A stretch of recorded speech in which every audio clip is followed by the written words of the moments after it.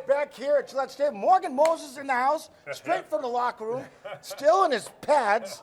At least half your pads anyway. Big time win. What does this do for this locker room? Number one, man, we got, the first game at home, man. So being able to get that, control what we need to control, and you look at it in all phases of the football, offense, defense, and special teams. We played a complete game. We played a complementary football game, and that's what we needed going into this next week.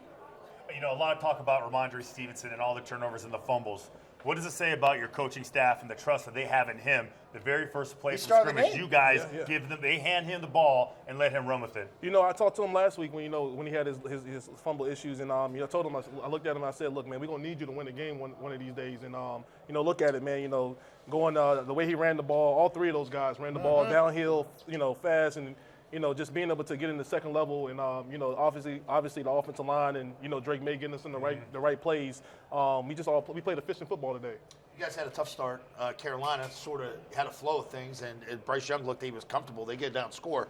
How big is a kick return like Marcus? Not only the one that he took back for the touchdown, and to have five guys out in front blocking for him, but the second one, how much does that give the offense confidence when you guys take the field? It's complimentary football, man. Anytime you can get the football in plus territory and be able to score, it's complimentary football, man. And I think that's what we did today, man. Marcus Jones has been a hell of a football player for years for the Patriots, and just to be able to see him, go out there and do the things that he loves to do and compete, man. And that's the thing we did today. We competed in all phases today. I know we've talked to you a couple times. You've been nicked up, dealing with some things with your age and stuff. Michael Winter, he was nicked up this week. He gives it a go.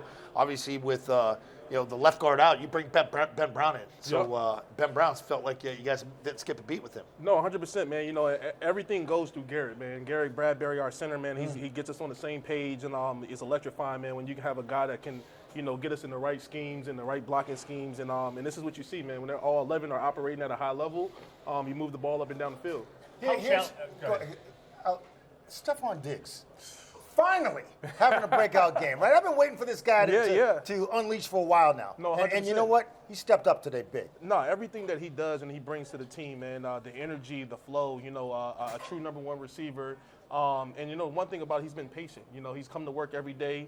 He's not complaining about getting the ball. And this is what you see when things open up, and when you're patient and you let the game come to you. Right. You see things like this happen, man. So, big ups to him. Big free agent signing that we brought in this year. And he's been nothing but a great locker room mate and teammate. Christian?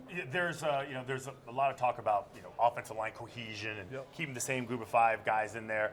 Can you explain how difficult it is for five guys, right, to create this camaraderie and trust when it comes to communication?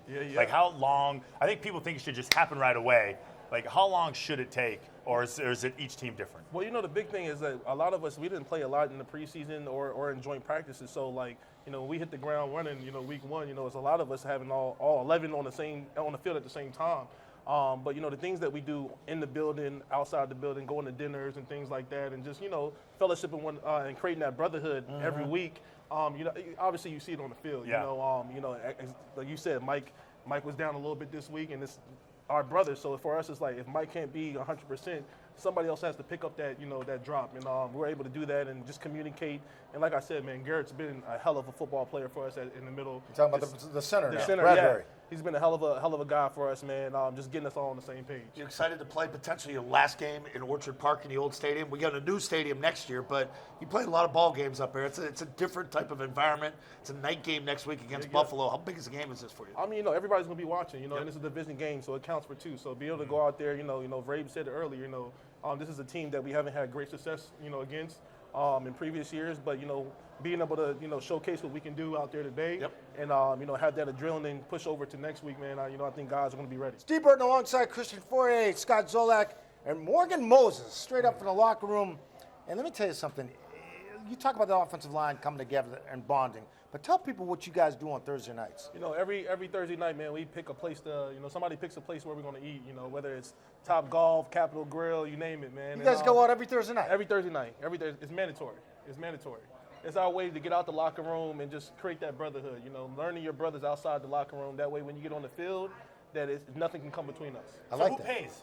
We pick, whoever picks the restaurant has to pay. The whole meal for everybody? The whole meal. How many guys we talking? 13 offensive linemen. 13 guys? Yeah. That's a big bill. But look, you pay one time and then you got like You're free. Yeah, you're free. You know. So you're talking about a guy that never pays for anything. He eats. No. He's gonna walk out with food from here. He goes to the bathroom when the bill hits the table.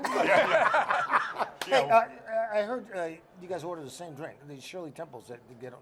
Tell me, what's up with that? Man, I don't know where it started, but like I want to say like last week or this week, there was about 40 Shirley Temples ordered. Who orders 40 Shirley Temples? That's a lot of grenadine sugar and in that. Sprite. Just sweets, just sugar, just sugar, just sugar. Okay, so listen, let's talk. Since we're on this good vibe, so I am curious, right? Well, how hard is it for you guys to do? And you hear this a lot, like block out the noise, especially when the season hasn't started quite as good as everybody has wanted. How do you guys do? How do you guys avoid all the negative vibes that come out from outside the city and handle it in house? How do you guys do that? I think it's really just the veteran leadership, man. You know, you got guys like Hunter Henry, you know, Drake Maye, who's young but is taking a leadership role.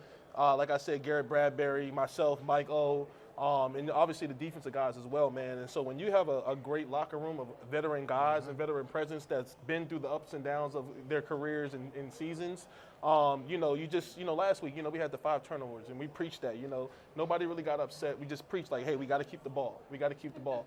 Because normally when you have 5 turnovers, that's a 30-point loss. You ain't lying. You know what I'm saying? So And it for us, wasn't. It wasn't. So, like, that tells us that, like, look, if we stop beating ourselves, we have an opportunity to be in the game every week. That's a team that went to 3-1 today. Pittsburgh wins in Dublin, so like they're up and rolling here. Yeah. They got a veteran quarterback.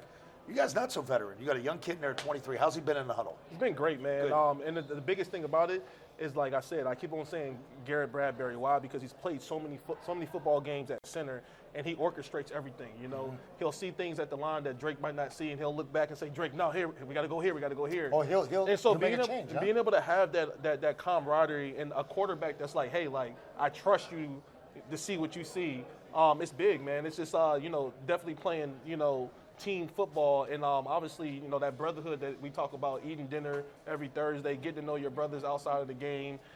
It's just, you know, it speaks for itself. Who's the biggest jokester in that locker room? Who's the guy that you have to watch your back on? I'm gonna say in the offensive line room, it's probably Marcus Bryant, Why? the rookie, because he's just like, You letting him talk? He's Is that rookie talk? He's a big dude too. he's just lost sometimes, you know what I'm saying? So we gotta reel him back in, you know. He's like 22 years old, so you know, Right. it's new, being an adult, you know, paying bills and things like that. Right.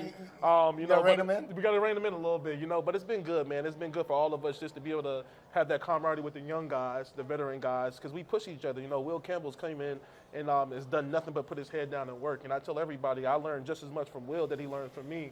And when you can create that bond where it's like Will can come to me like, hey, big dog, like, I need your best. And I can look at Will like, hey, I need your best. And nobody puts their head down or say, hey, like, why don't point the finger or anything like that. That's you're building the team in the right way. Yeah, I was going to ask you about Will Campbell because, you know, we were talking last week. We feel like he's been doing a really good job. We never hear his name, right? Because there's no that's a good false thing. starts, there's no penalties. Jones You know, played he's well, too. doing everything. Yeah, there's that whole left side. Talk about just Will Campbell, other than the obvious stuff that people may not see, and just maybe his IQ of the game and how he's picked it up so quickly. Oh, man, you know, you don't get a lot of guys that come from college game, you know, because college, you know, you don't really run a lot of true pro-style Yeah. offense, you know, but him being able to learn fast and just trust the process, and, you know, he'll get down on some things, and, you know, that's where I'm there. And just like the Miami game, I had a whole bunch of false starts. Will came to me and he said, look, big dog, it happens whether you're in 1 year, the first year, or you're in 12 years, it happens. So being able to have a guy like that's a rookie that can speak to you and speak volume to you. Yeah, I like that. It Says helps a lot about It you. helps- Listen, it says a lot about you. Yeah, Listen hey, to him. sometimes Stay away from me, rookie. I'd be like, Petey, get no autographs. Like, what are you doing over here? But that's that brotherhood we built, Yeah. you know, not over just this short part of the season so far, but just in training camp, OTAs, and just, you know, Will coming in and being the guy that he wants to be and he needs to be for this team, and he's been great, man. Here's what these two sitting next to you may not know, that we're going to have him on every week. Wow, Every that's a week in our treat. post-game show. Don't- Eminem! there you go, always. Eminem. I'll see you in Buffalo. I travel, so Yes, sir. All Yes, sir. Yeah, Yes, I'm not sir. going to see you in Buffalo. No, I'll be it's all here. good.